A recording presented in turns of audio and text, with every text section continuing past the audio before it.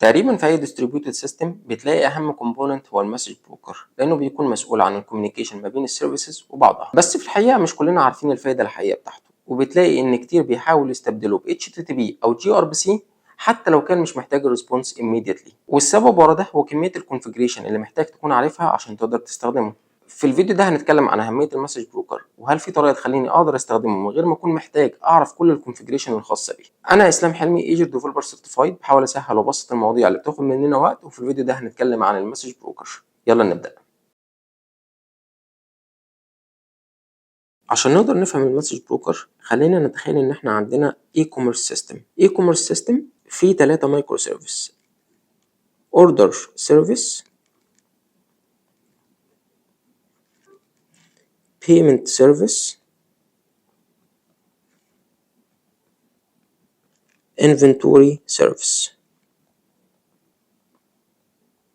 تعالى نتخيل شكل الكوميونيكيشن هيكون عامل ازاي لو انا استخدمت HTTP. لو انا استخدمت HTTP وعايز اعمل اوردر ريكوست، فالاوردر محتاج يعدي على الاوردر سيرفيس، والاوردر سيرفيس محتاجه تبعت ريكوست للبيمنت سيرفيس، والبيمنت سيرفيس محتاجه تبعت ريكوست للانفنتوري سيرفيس عشان تابديت الستوك بعد ما حصلت البيمنت. الانفنتوري سيرفيس بعد ما بيعمل اللوجيك اللي المفروض يعمله بيرد على البيمنت سيرفيس، والبيمنت سيرفيس بترد بعدها على الاوردر سيرفيس. الابروتش ده فيه شويه مشاكل. ايه هي؟ اول مشكله ان الليتنسي بتاع الريكوست عالي قوي. يعني ايه الليتنسي؟ يعني الوقت اللي بياخده الريكوست لحد ما بيخلص. طيب ايه المشاكل التانية اللي موجوده في الابروتش ده؟ المشاكل التانية ان انا محتاج الريكوست لما يطلع من الاوردر سيرفيس ان كل السيرفيسز تكون اب اند راننج. يعني الريكوست طلع من الاوردر لازم البيمنت تكون اب اند راننج. الريكوست طلع من البيمنت للانفنتوري لازم الانفنتوري سيرفيس تكون اب اند راننج.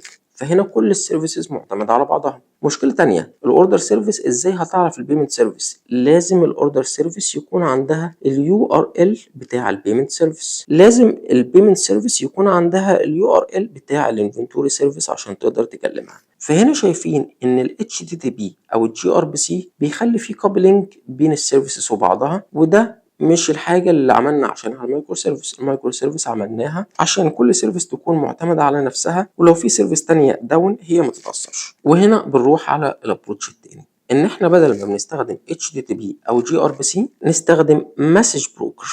فخلينا نقول ان انا عندي هنا مسج بروكر.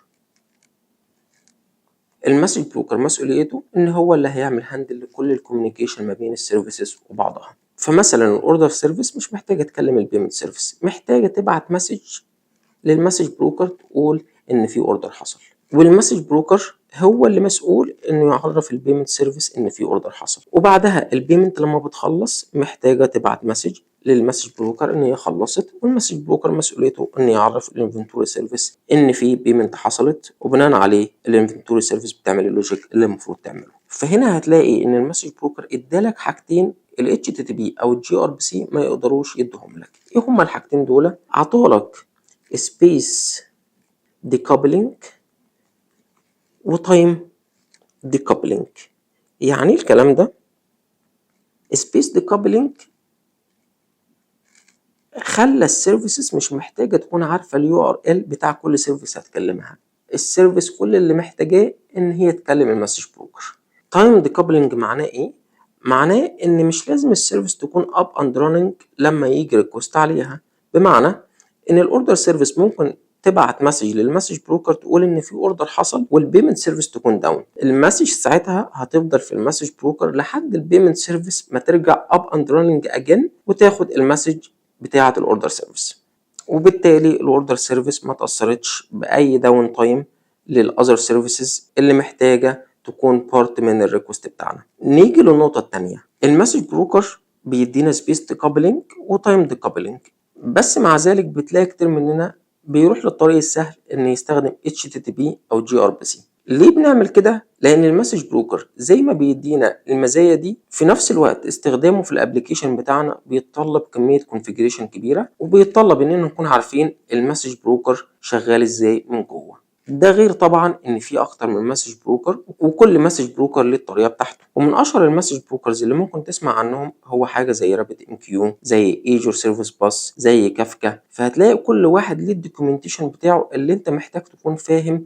تقريبا معظم الحاجات اللي جواه عشان تقدر تستخدمه الاستخدام الصحيح. ونيجي هنا للنقطة المهمة، هل في طريقة تخليني أقدر أستخدم أي مسج بروكر من غير ما أكون مضطر إن أنا أعرف معظم الكونفيجريشن بتاعته، ومضطر إن أنا أروح أفهم معظم الدوكيومنتيشن اللي بتتكلم عنه؟ في الحقيقة والطريقة دي هي إن إحنا نستخدم فريم ورك بتشيل عننا عبء إننا نكون مضطرين نعرف معظم الكونفيجريشن، وكل اللي أنت محتاج تديهولها إيه المسج بروكر اللي محتاج تعمل له انتجريشن. إيه هي الفريم ورك دي؟ الفريم ورك هي الماس ترانزيت، وده اللي هنشوفه في فيديو جديد إن شاء الله. وهنا نكون وصلنا لنهاية الفيديو، وسلام.